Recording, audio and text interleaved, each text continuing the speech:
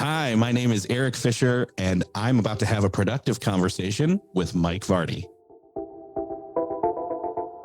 Welcome to A Productive Conversation. It's me, Mike Vardy, and I'm joined once again by Erik Fisher on this episode of the program.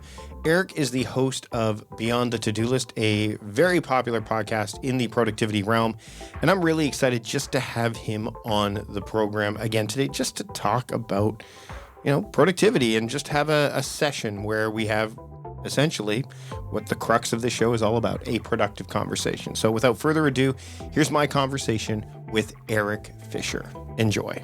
And I can't think of anyone who I would have a more productive conversation with than Erik Fisher. And I've just actually insulted the 480 plus people on before, but that's okay. No, I mean, honestly, it's funny because literally as we're recording this, I had my first conversation on the podcast with Tan Pham from Asian Efficiency. Turned it into a two-parter because we got into things like generative AI. I'll link it in the show notes because that was an area that I didn't think we would go into. We went beyond the scope of what that conversation was going to be. And when I think about beyond, I can't help but think about Erik because he's the host of Beyond the To-Do List. How long have you been hosting that podcast now for, Erik? August of 2012. So at the time people are listening to this, it will have been just over 11 years. Wow. Which is insane. How many episodes will you be at then? 11 years, so it'll be like 500. It'll be past 500 by then, for sure. Yeah. It's almost there now. And I mean, this podcast has been running for nearly 500 episodes, but I mean, before that, like it's amazing the stick-to-itiveness that you've had with this podcast. And one of the things I want to get into right away, we're going to talk about the idea of going beyond in a lot of it, like beyond the scope of, today, beyond the scope of, like, there's lots of things that I want to get into, but how have you managed to kind of keep it fresh for yourself for all of this time? Because that's a long time to do essentially the same podcast. It is. And I've had different conversations, permutations of this conversation. I've had different conversations with others. And around the time the show was turning 10, it was like, oh gosh, huge milestone. I didn't really celebrate it that much because I was like, you know what? I'm not one to toot my own horn, which can also sometimes be a detriment where you don't like push the show and market it as much as you probably should. But that's being rectified. But you think about it and you're like, I look back over, and actually even in the process of, not behind baseball, what's the inside baseball? Yeah. That's the phrase. To be inside baseball, but with podcasting, when you and I were both doing like dynamic ad insertion conversion therapy or whatever you want to call it, as I was going back through the old episodes, I'm like, there have been definitely 5 or 6 different shows in this one show, like versions of the show across. Like there was the first one where it was like, I got started and did it for 2 years and it wasn't that consistent, but it was consistent enough and it grew and it grew and it grew. And then there was working remotely from home and how that affected and what the topics came up and all that kind of stuff. And then at least 2 to 3 more up to the point of that 10-year mark. And what I realized was it took kind of growing into what I kind of vision casted, if that's a word or it's a phrase, it is now, TM. But it came down to, okay, we're taking the pulse. Where are we at? What are we interested in? And then moving forward and kind of blocking and batching and moving forward. And the consistency hit, I mean, the every single week, no matter what, without fail, happened at about 4 years in. Right. Maybe 5. From that point forward, it was every single week, and no matter what. And the cadence has been interestingly the same. And I mean, that's the thing. I think it's funny as we are recording this, it's before podcast movement, but we'll be, the plan is to be a podcast movement. That's the plan in Denver. And so the fact that there are so many people that ask me this question, I'm sure you get this too. How do I make money at podcasting? How do I earn a living doing it? And the answer is like with anything else, you've got to put in the work, put in the time, put in the, it's not like day one, we had all these ads and stuff. Like we didn't. And it's fluctuating too. It's not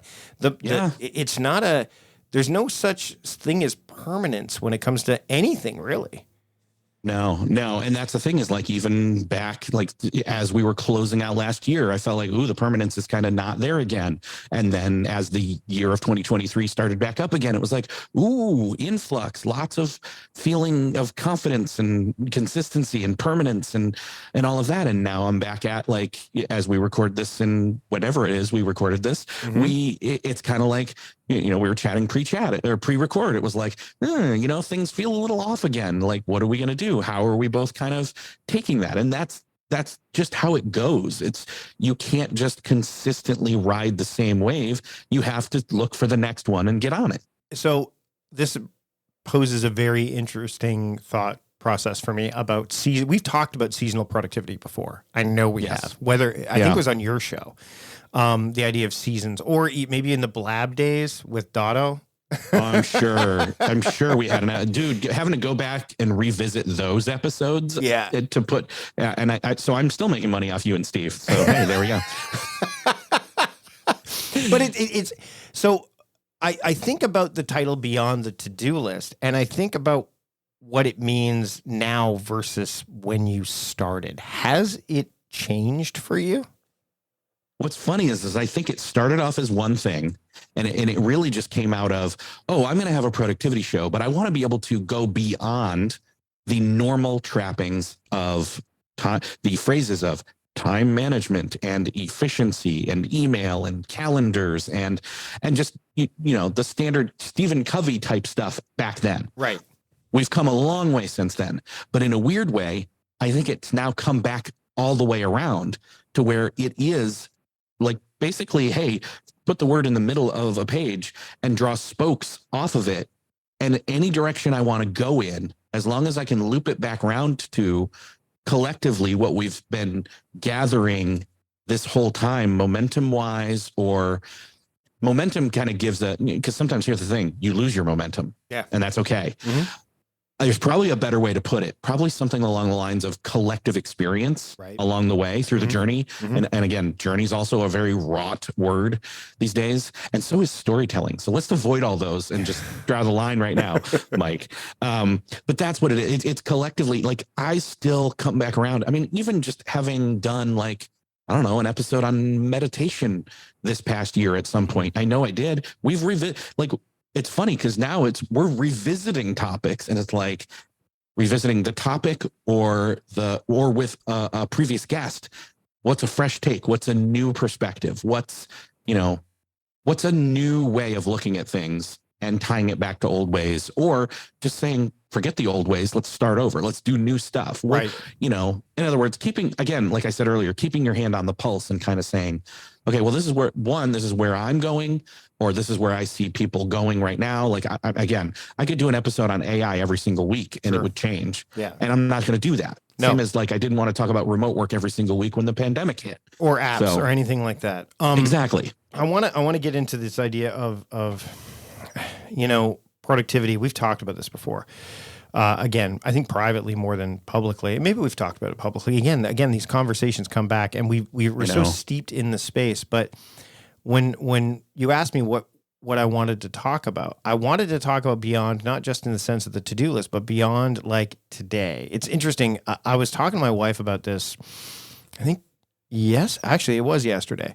We were talking about, I think it was Father's Day, and I was mentioning something about, it's the 18th of June or whatever, because we're recording this in June. Yeah, it's coming. And she goes, that's too far away. I'm like, but is it? Is it? And I wonder, as I've spent a lot of time, and you have, studying this stuff, is the definition of beyond, in terms of time, is relative to the person's attitude towards it. And maybe not just that, but the level of intensity that they have on a daily basis around maybe the things that they need to do that are on their to-do list. I'd love to hear not only, like, your experience, your thoughts on that, but also maybe what you think, what your insights are on that. Maybe, because beyond to me is like, I don't want to go too far down the road. I don't want to, because things can change. We've seen that happen. I mean, we had 2.5 years where it was like the blip from, Avengers Endgame, right? Where it's like, where'd that time go? But then also, if we're not thinking quite far enough ahead, then we may be trying to do too much in a day. And furthermore, maybe we should be looking back and seeing what did we do that maybe led us here, and also how we got here, and whether or not that's the place we want to be in the first place. So there's a lot of moving parts. Yeah. And so what you just said, I think I had 3 different things spring to mind. So one is, let me kind of name them here so we can connect the dots. Sure. Number one is college prof, what his phrase was that kind of turned me on my head. So that's the first one. The second one is a recent conversation I had with a friend about, we were looking back on, high school days / college days, and, what we were reminiscing about there. That's another one. And then I think that's just 2. I think there's probably more, but I lost it. But anyway, the college prof was an evening class, and he gave me a phrase. He gave the class a phrase, really. He said, I've always lived my life by this motto: wherever you are, be there. Mm-hmm. And I thought, okay, I get it. But I've kept it, and I've kept it, and I've turned it around like a coin or something, like a trinket in my hand. And it's like, it means more than just be present, right? Yeah. That's short selling it. And I remembered the second part, because it's not just about, okay, if I'm here where I'm at, being present means acknowledging my physical location and kind of matching that up with my psychological or emotional state. Who's with me? What's important right now? In other words, current level triage. But also then the word triage we often talk about triage in terms of, triaging your email. That's at least how us, air quotes, productivity people think about it. But you go back to the medical kind of thing, where it's like you triage soldiers in war.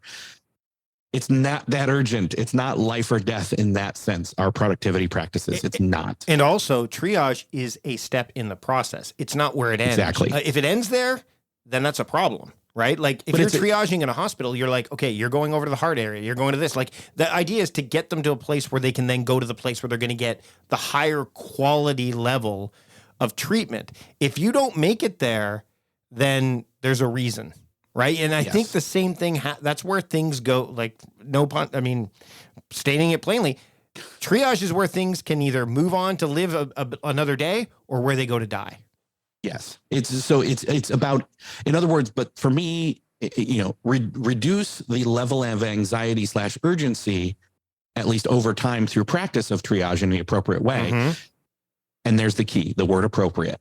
So that makes me think of David Allen's Horizons, where it's like, okay, how high up am I lifted up in terms of how far out I can see, and how consistent / how appropriate that vision is at that time. If I'm always stuck at the highest level, I'm getting nothing done down here. But if I'm in mid level, again, that can be helpful. But it's like, okay, lift me up so I can see stuff, so I can come back down. It's an up and down thing. Mm-hmm. And as you're talking about this, I'm thinking about, and we've talked about this before, quantitative and qualitative productivity. Yes. Like and it's we're in such a weird space with that right now, because again, that blip that we had kind of slowed quantity down. And I think it at least shone a spotlight on quality. May not have elevated it, but it certainly shone a spotlight on it. And now that things are, quote, speeding up again, and access more than anything else, not necessarily like, let's do more, but like,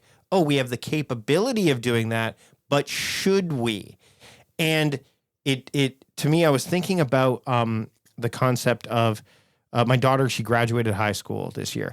And the last concert that they did for choir, they were giving out choir awards, and they were giving out points for awards. So you accumulated points to get to a certain level of, and they call it like the dynamic awards. And the idea is the amount of points you get would get you to a certain level. So if you committed more, then you would get a higher level. But it didn't necessarily mean you committed more effort or quality. You just showed up or committed to more things. So I'm looking at that and going, that is an extension of it's a recipe for burnout. And not only burnout, but I know, and I talked to my daughter about this, and this is not slam. I mean, I get the person who runs the music program is very passionate about music, but not everybody is as passionate about that. Number one. Number two, it can actually harm your love of whatever it is that you're doing. And we probably ran across this. I don't know if you did. I know I did. Like, reading books you don't want to read in school can seriously kill your love of reading, right? Yes. Further to that, I get a lot of people, Mike Schmitz and I talk about this. Him and I actually had a conversation about this not too long ago. I love reading nonfiction. I don't read a lot of fiction, but I will. People are like, oh, you should read more fiction, or you should read more fiction. And I'm at the point, maybe, and we're both getting there, where it's like, screw it. I don't have to do that if I don't want to. I enjoy reading nonfiction because that's what I love to learn. And it's the idea of this music program. Like, my daughter used to love going to sing in choir and stuff like that. And by the end of her high school career, she did not enjoy it nearly as much. Now, I don't think that was the aim of the program. Clearly it wasn't, but their goals and how they reached those goals, how they measured them, is what seriously affected the output and the outcome.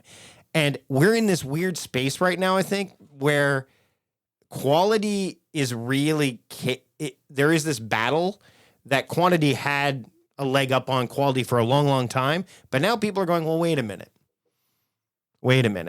And it's, the pushback is very apparent. I don't know if I'm sure you are too, but like, I'd love to hear your thoughts on that. And I think, and I've got one quick story where, as it comes to, okay, my daughter also graduated, and my son and I, leaving the graduation, he turns to me, because we drove separately, and he says, we don't have to go to any more of her choir or band concerts. And I said, I didn't turn to him, but I slowly raised my hand up for a high five. And I said, dude, that is awesome.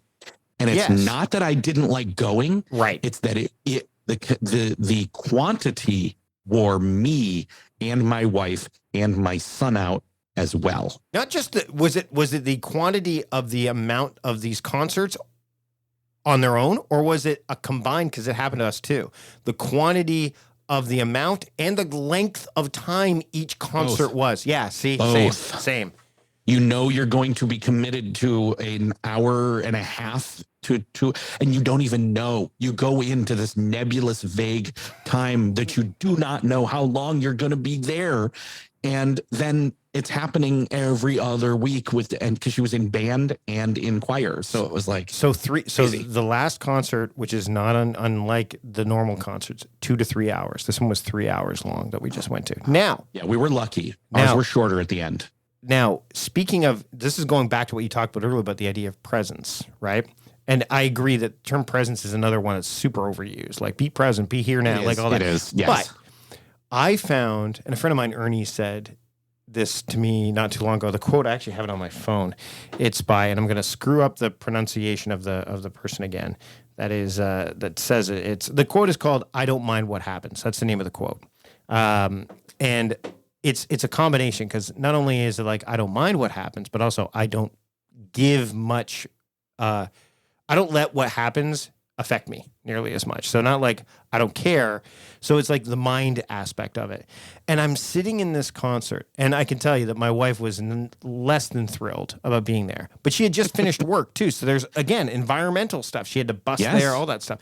I was there, and I'm thinking, I have two ways that I can approach this. Number one, I can be miserable and upset because it's another 3-hour concert, and oh my God, the way that they're organizing the staging and all that stuff. And I've done stage stuff. I'm like, this could be at least an hour shorter if they were doing it a bit more. There's an aesthetic and UI part to it for sure for me as well. I've done stagecraft. Like I've performed, like I've run shows, but I thought I could go that way, or I can lean in, because it's only, I don't know how long it's going to be, but I have the program in front of me now. So I have a sense, but I can lean in.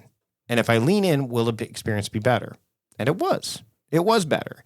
And I could hear people complain. Like, there are moments where I'm like, in and out. Like, again, nothing is ever, like, again, permanent. Like the state of me being, I'm going to lean in and enjoy this. I'm like, ooh, I'm not enjoying this one so much. But that improved my overall experience. You don't get to do that when things are happening so fast, so quickly, at a breakneck speed all the time, not just in terms of pacing, but in terms of just sheer volume. And that's what I think when you started Beyond the To-Do List, when I started my productivity journey, it was like, we got to find a way to deal with all the things.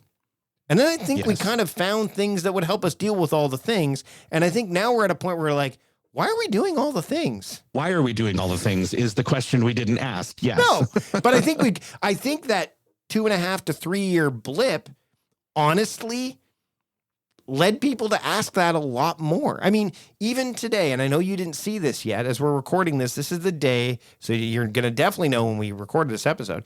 WWDC, which is Apple's annual event for developers, they did a keynote, they announced the Vision Pro, but I'm not even going to talk about that. I'm going to talk about like the wellness factor, the journaling app that they announced. All that stuff is aligned with this idea of, you know, do I need to, like, how am I? Do I need to do all this stuff? Am I going in the right direction? Questions that you can't possibly give enough thought if you're always doing productive, which goes back to the stuff I've talked about. And so this goes to the Beyond the To-Do List aspect, right? Like, yes, the to-do list is merely a tool. And Beyond gives you a lot of, for using your term, there's a lot of nebulous and ambiguity going on there. But your job, and you've talked about this, is to kind of give people some ideas of what they could do with that. Yeah, reach into the nebulae, if you will, and pull something of worthwhile out, and or pull it out, look it at, again, turn it around in your hand with the audience, with a guest, and come up with something worthwhile out of it. The third thing that I was going to say that kind of ties in here was my chat with my friend, and we were kind of going back and forth. He's got a daughter who's graduating college now, so his daughter's 3-4 years older than mine, right, and mine was graduating high school. And I just kept thinking about, like, we were talking about time and the passage of it and the perception of it and all of that, and I kept thinking, I daydream a lot. I try not to, but sometimes it's good. Sometimes it's bad. Sometimes it takes the form of worry. Sometimes it just takes the form of, man, if I had time travel, because like you, I'm huge into time travel. Yep. I love it. Just love it. And the thing is that the daydreaming of, if I could have gone back to a specific point in time in my past, and then from that point pivoted things forward. And I'm like, I say to him, it's not even about making changes so much as it is being able to maybe re-experience or not salivate, savor. Yeah. Close in words, but savor it better. And it's like, well, there's not, you can't go back and literally visually see it again, even though you're looking at visual representations, pictures, video, etc. You can write it down. You can journal about the past. You can whatever, you can recollect, you can do all these different tools and such to get a better understanding on not just the past, but your own past. Mm-hmm. And you can, and the goal here isn't to, undo the mistakes of the past so much as learn from that past experience and even revisit it, relearn it, dig it deeper, etc. Sit with it and make better. Sit with it. Even ruminate is probably the best word here, and then use that as a forward course of action. Maybe not in a hustle culture way of, all right, let's grind now, but in a no, I've got a more Zen-like or paced approach. And more of an answer to which of the things I want to do and why, based on what I've already sunk cost fallacied in my past. Yeah, and I don't think it's uncomfortable to do that. I think it's uncomfortable. It's horrible. It feels like homework. Yeah, well, it's uncomfortable, I think, to pause and stop, because the expectation is, if we do it, like the expectation is inertia is death, right? Stagnation is like, well, you got to be doing something. But I mean, I think as you get older, this is I mean, I'm going to be 49 this year. Actually, as of this recording, as of this episode, I will be 49. So I'm getting to that like 50-year mark where mortality thoughts creep in. You know, your age is determined again. I mean, your daughter graduated high school. Mine did. My son's he's going to be a teenager this year. Like, there's no going back. So while a reflective practice, and I value one, like I value it, journaling, all that stuff. I was very delighted to see that Apple's incorporating. I'm curious to see how they do it so it doesn't just become something that's a check off, like a checkbox that you check off. That's my concern. But anything that removes friction to a point is good. I think that obviously technology can overcorrect. We're seeing that with artificial intelligence and things like that, where we go too far in any direction. Humans love to do that anyway. The center is never sexy, right? It's always either one way or the other, right? And I think the older that I'm getting, I'm like, okay, mortality is sinking in. Like the idea that I'm not going to be here forever. It's not that I ruminate on it. So I go, okay, well, what am I going to do before I die? Memento mori, all that stuff, which I think is valuable. But it's interesting that as you get older, you start to get better at figuring out what really matters. And it's that I was watching I'm watching Ted Lasso again with my son, and there's this quote that that it's not from Ted Lasso, but he's like, youth is wasted on youth, right? Like it, because we don't like, and you're going to see it in your kid. I'm going to see it in mine where I'm like, man, if I was their age, knowing what I know now, oh my goodness, right? But we're also wise enough to know that we can't, number one, and again, I'm not saying everybody's like this, that we can't go, and we shouldn't go, okay, well, if I was you, knowing what I know now, this is what I would do. I have to let my daughter experience that. I have to let my son experience that stuff. Yeah. All I can do, which is great, is be there. Is just be there. And it doesn't have to be like checking in and leaning in and saying, hey, how you doing? It's just sitting, having a meal, or going for, like yesterday, my son asked me, quote, can you go with me? You want to go with me for a walk to pick up some things that I can use for trees in my Dungeons and Dragons thing that I'm building? Now, there's two answers I could give there, sure or no. And I'm like, if I go, he's going to love it. I'm going to love it. And I may not love it as I'm sitting with it right now, because do I really want to go for a walk? But I'm not going to get this moment back. And I don't know how many more I have. So what's more valuable than that right now? And Will Arnett, in the latest, I know they have that series right now, The Smartless Guys, Will Arnett, Jason Bateman, and Sean Hayes. I've become a huge fan of that show, even though I didn't listen for the first 2.5 years now. Have you watched the documentary yet? I finished the whole thing yesterday. So you saw the discussion about parenthood. Loved it. That parenthood discussion? Loved it. Yes. Will Arnett coming to that realization? I'm like, holy that was the highlight. Yeah, that was the highlight for me. Yeah, goosebumps. I'm like, holy shit. Like, that's exactly. And here's the thing. I don't know. I know he wants to be happy. That's what he says. And we'll link to, I think there's videos that we can link to in the show notes for sure. Yeah. But I'm almost more, I want to be content. I want to stay, like, I know happiness is one side of that, and sadness. You can't be happy without being sad. Like, that's but contentedness is that's what that is. I think when he explained that, that's contentedness. It's like that is so centered. It's so balanced. And the thing is, like we said, there's no such thing. There's no permanence. Balance is never permanent. There's always like movement. It's like, same thing with contentment. Like there's levels of it, right? The horizons of focus are a very discrete form of balancing that David Allen talks about. And when I chatted with David Allen at the Running Remote conference, we had that fireside chat. I'll link to that in the show notes as well. His answers were very like, I think you guys are making too much of this thing. I think that's kind of, and he's like the old 78-year-old guy that they're looking at him at. And he's loving life. You could totally tell. And I'm not saying he's old, but he's 70-year-old guy. And there's people in the crowd going, oh, okay, sure. You don't get me. I'm like, are you kidding me? Like nothing has really changed other than maybe some of the tools. But, I think we tend to make things more than they need to be in this quest for getting it all done or being uber productive, where sometimes the most productive thing you can do is go for a walk with your kid and pick up things that you can turn into a tree for his Dungeons and Dragons display. Well, that's what I was going to say, was the question there is, in that posing of the question from your son to you, is, and should we even be asking this question? Honestly, fair. I don't know. Should we even be? Because I've heard people. Anyway, I've listened to another show, the Filmcast. I love it. Have for a long time. And one of the things they did in their After Dark was they were talking about. They had a listener question where the person said, "So you editorialize and critique and review air quotes, content for your show.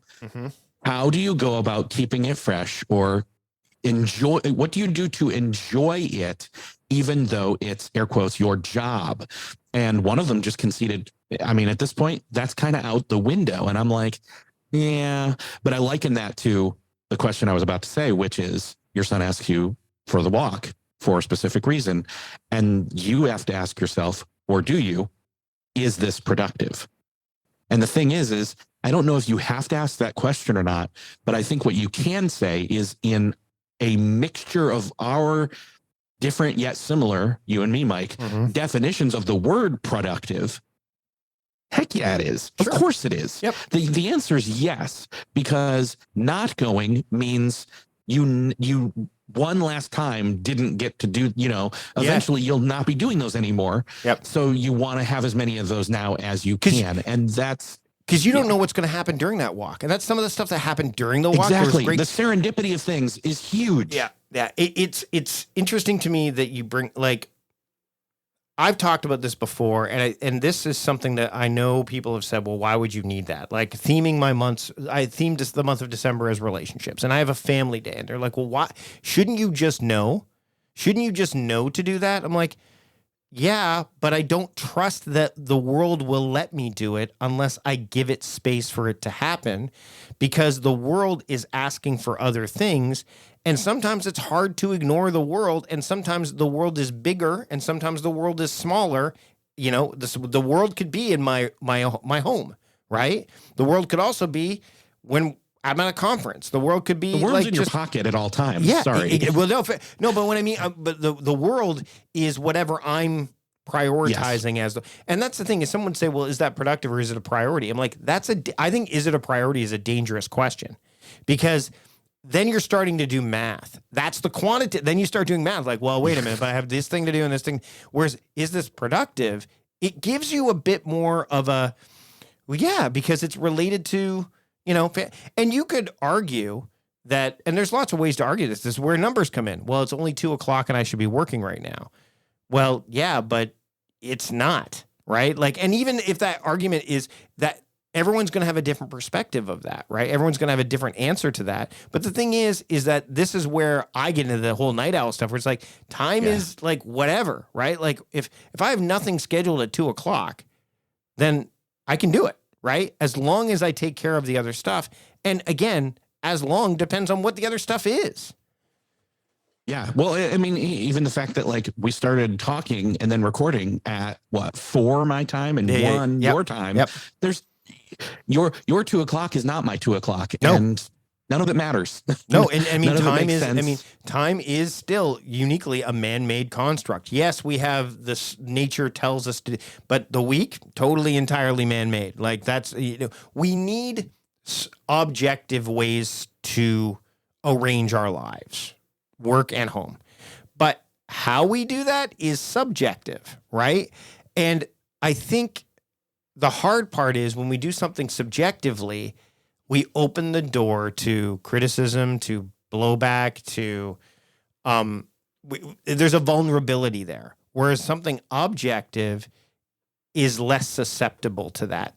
And why I think what I want to turn this into as we get close to wrapping up is, when you do the podcast every week, at this point, there is an objective element to that.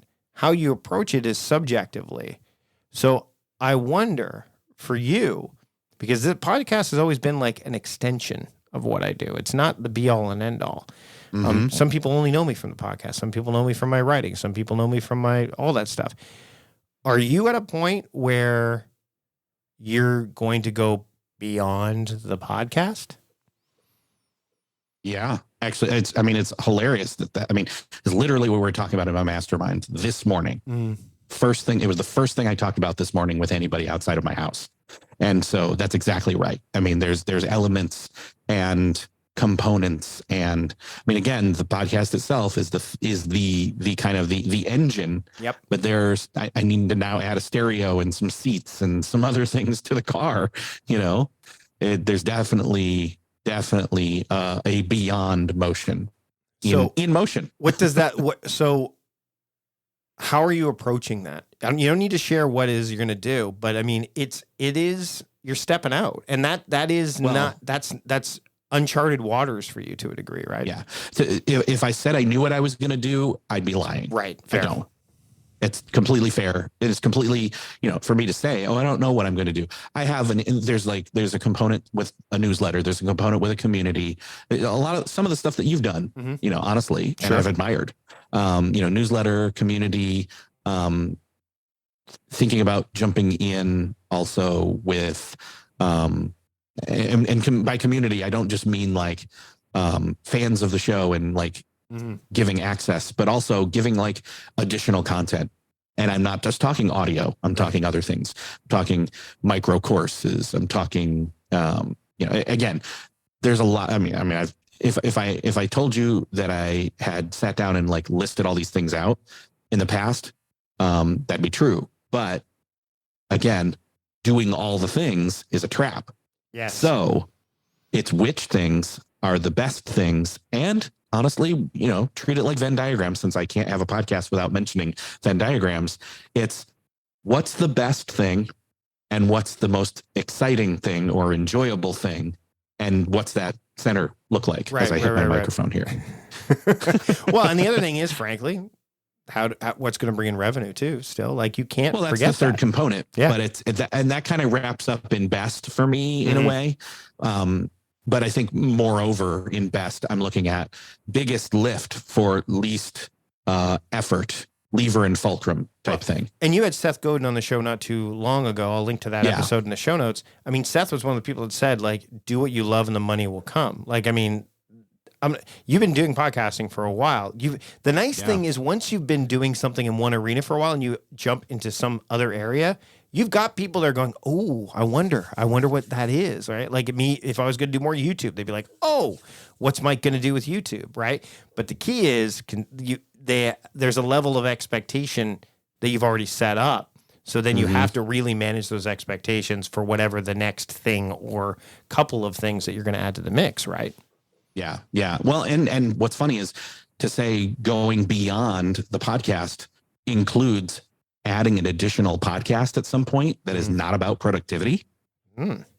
Right? Like that's interesting right there. Like I'm not, I mean, you're I'm more not than just that, all about productivity. Yeah. I'm not just if you prick my to-do list, does it not bleed? Anyway, it hemorrhages. What are we talking about? It does. It gushes. Anyway, no, I've got an idea. Like a friend of mine and I, who happens to be also my podcast producer and editor, we've had an idea that we've been kicking around for a long time, kind of back burnering it. And it's like, it's for the this is a season, and then we do another season. And is that possible with this idea that we've got? And it definitely is. It's just gotta, it's got to take the right shape and form. And creation is messy these days. It always was, but it's like even more so now. The dynamics of that are interesting. So, well, this has been great. I'm glad we had you back on the show because it's been a while. In fact, it's been so long that you've never had to do the introduction that you did to start things off. So you did it back when it was the Productivityist podcast, and now where it's a productive conversation. Who knows what my podcasting journey will evolve into as well. So. Not to mention it's just a content creation journey. And I mean, that's the great thing is that there is no, we use the term journey a few times. There's no, the pathless path, as Paul Miller talks about in his book and stuff like that. There's no one way, and there's no like, yes, this is where the end point is. I think that that in and of itself can be boring and unexciting. I think it's nice to be able to explore things. And I mean, we've both been in the game long enough that we have a bit of leverage to be able to do that. So that's kind of nice. That's kind of nice. Yeah. Where can people keep up with you, Erik, and the work that you're doing? Yeah, I mean, primarily just go over to the show at beyondthetodolist.com. That's where you can send me a message or pick and choose some of the featured episodes that are there to check out. And that's where I'm at. Erik, thanks once again for having a productive conversation with me. Thanks for having me, Mike. Big thanks to Erik for joining me on the program today. You can check out all of the relevant links, helpful show notes, everything at productivityist.com/podcast 495. We're creeping ever closer to that 500th episode, which is a milestone, and I'm really excited for that. I'm also really excited to share with you the sponsors that we heard on today's episode. So during the conversation, if you want to support the show, that's one way to do it. Just go to productivityist.com/podcast sponsors, check out what they have to offer, and that way they know that we sent you. And finally, another way to support the show is, of course, to subscribe to the podcast. That way you don't miss a single episode. You can go through the archives quickly and easily. Just hit the subscribe button wherever you're listening to the show, whether it's Apple Podcasts, Spotify, YouTube, wherever you're listening to this program. Make sure that you hit that subscribe button, and that way we can grow this show, even as we approach that 500th episode. That's it for this episode. Thanks again to Erik for joining me. Thanks to you for listening. Until next time, I'm Mike Vardy, the host of A Productive Conversation, reminding you to stop doing productive and start being productive. See you later.